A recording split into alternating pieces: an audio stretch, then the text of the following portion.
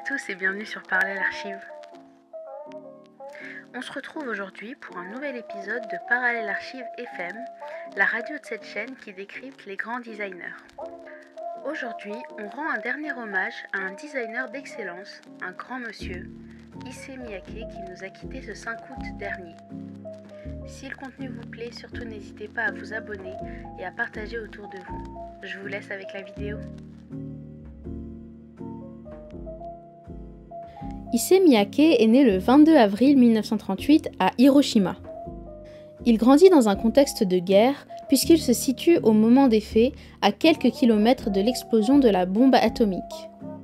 Il perdra sa mère qui succombera à ses brûlures quelques années plus tard et lui aussi gardera des séquelles lourdes aussi psychologiques que physiques de cette explosion.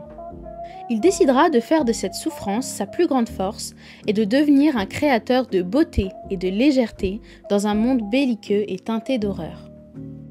Il étudiera dès 1958 le design à la prestigieuse université des beaux-arts Tama de Tokyo, où il sera plongé dans l'univers de la haute couture. D'Harper's Bazaar à Vogue, il étudiera ses supports pour à son tour s'inscrire dans cette histoire. Il déménage à Paris dans les années 60 pour travailler aux côtés de grandes maisons comme Guy Laroche ou encore Hubert de Givenchy.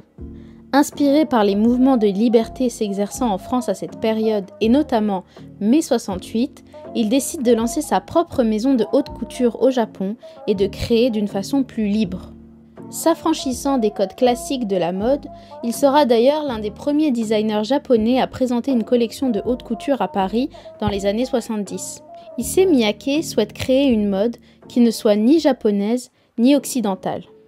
Ses créations ont révolutionné le monde de l'art et de la haute couture en alliant des matériaux anciens à des modes de fabrication nouveaux.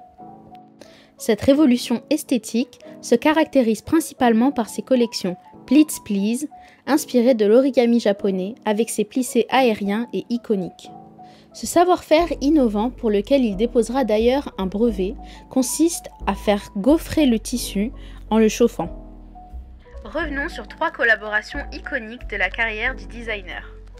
Issey Miyake et Jun Mitani.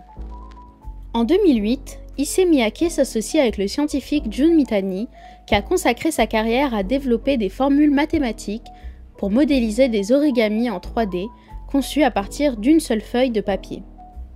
En s'associant au designer Issey Miyake, il lance la collection 1-3-2-5.